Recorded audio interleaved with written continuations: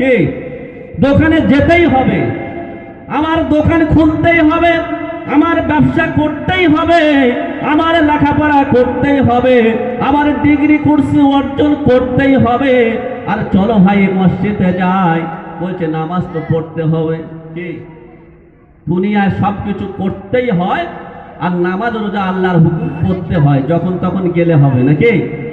কি মনে হয়? যখন তখন একটু গেলে হবে, ছুটির দিনে হলে হবে, ঈদের দিনে হলে হবে, জুমার দিন গেলে হবে নাকি?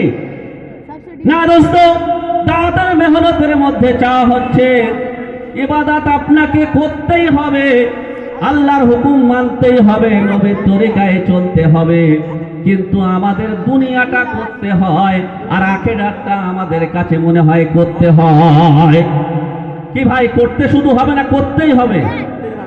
দাওয়াতের মেহনতের মধ্যে চাওয়া হচ্ছে করতেই হবে। আপনাকে যদি জিজ্ঞাসা করা হয়, বলবে তুমি দুনিয়াটা কেমন সাজাচ্ছ, বলে আমার বাড়িটা পুরো ঠিকঠাক করতে হবে। কি পুরো ঠিকঠাক লাগবে?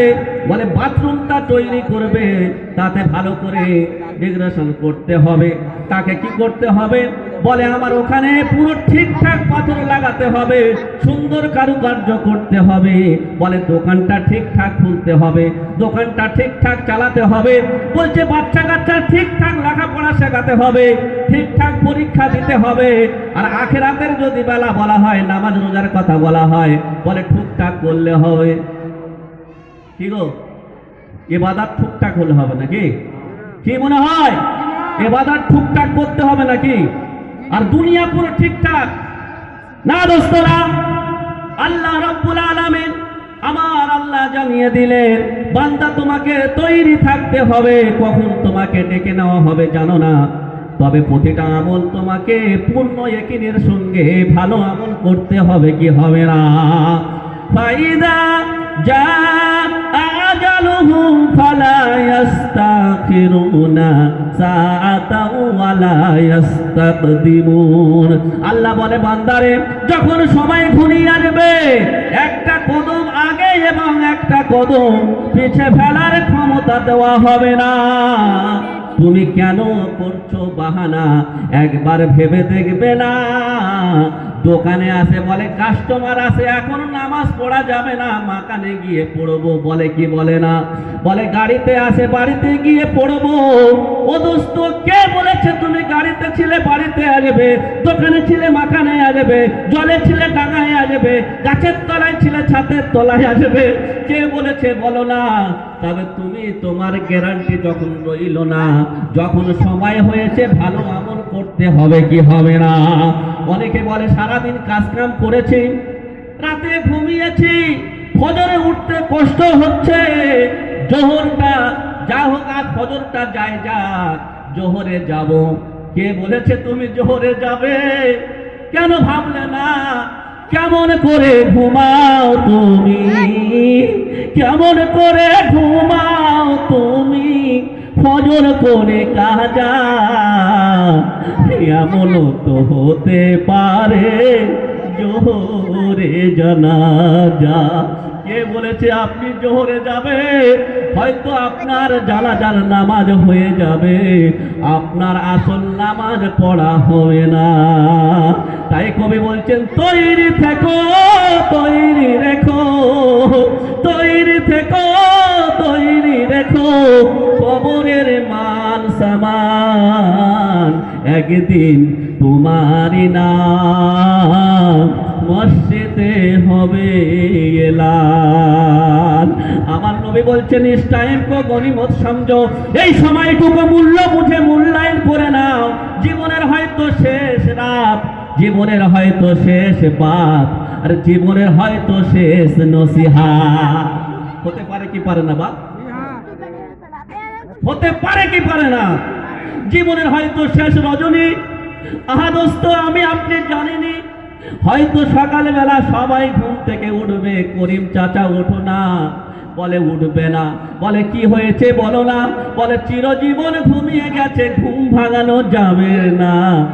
তাহলে আপনি কেন রাতের আসার আগে আমলটা কেন করে নিলে না?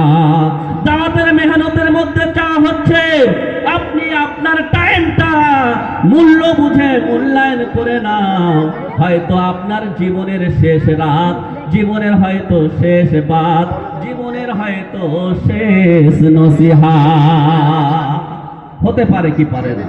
এজন্য দোস্ত, প্রতিটা আমলকে গনিমত মনে করতে হবে, কাজে লাগাতে হবে, না হলে রেহাই থাকবে না। তাই দোস্ত আমার, দাওয়াতের মেহনতের মধ্যে চা হচ্ছে আপনি যে হোন্ডা গাড়ি চড়ে গুন্ডা হয়ে যান, পকেটে নিয়েছে এটিএম, চড়ে যাচ্ছে কেটিএম, হয় কি হয় না? এই আপনাদের বুলেট গাড়ি আছে তো, বুলেট গাড়ি, হোন্ডা গাড়ি আছে তো? আরে হোন্ডা গাড়ি ধরে নাও আপনার বুলেট, এই বুলেটের একটাই টাকা ঠিক আর একটাই লিক, একটা টাকা ঠিক আর একটাই টাকা লিক। এই বুলেট চড়ে শ্বশুর বাড়ি যাওয়া যাবে? বাপের বাড়ি না। ও, তুমি শুধু নামাজ পড়লে আর দাওয়াত দিলে না, তুমি জান্নাতের বাড়ি যাবে কেমনে বলো না? আল্লাহ 1450 বছর পূর্বে কোরআনে করেছে বর্ণনা, আমি আপনি জানি তো মানি না, তবে ভালো করে শুনে নাও না। তাহলে আমাকে কি করতে হবে? দাওয়াত আর ইবাদত। আল্লাহ বলছেন, ইয়া আইয়ুহাল্লাযীনা আমানু, ইয়া আইয়ুহাল্লাযীনা আমানু কু আনফুসাকুম ওয়া আহলিকুম নার। নিজে বাঁচো, নিজের আহলে বরকতের বাঁচাও। নিজের জাহান্নামের আগুন থেকে বাঁচার জন্য ইবাদত করতে হবে, অপরকে জাহান্নাম থেকে বাঁচার জন্য ইবাদতে খাড়া করতে হবে। অতএব দাওয়াত আর ইবাদত সমন্বয়ে করতে হবে, কি হবে না? কে গো? তাই মানুষের জন্য কিছু করতে হবে তো। মানুষ হইয়া আর জনম লহিয়া মানুষের রাজি করলাম কি, হায়রে মানুষ হইয়া আর জনম লহিয়া আখেরাতের জন্য করলাম কি।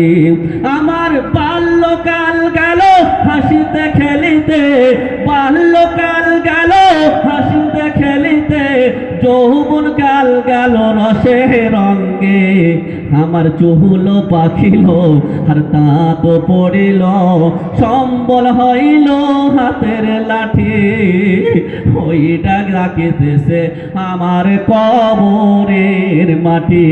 বসিতে মাটি উঠিতে লাঠি, ইমান করো খাঁটি, ওই যে ডাকিতেছে আমার কবরের মাটি। প্রিয় হাজির, কবরের মাটি আমাকে প্রতিদিন স্মরণ করছে, আমরা সেই তার স্মরণটা করতে পারিনি। মরণের স্মরণ করবে যারা, জেনে নাও তারা প্রাণের বন্ধুরা, মরণের স্মরণ করলে কোনো ধ্যান দেখানোর যায়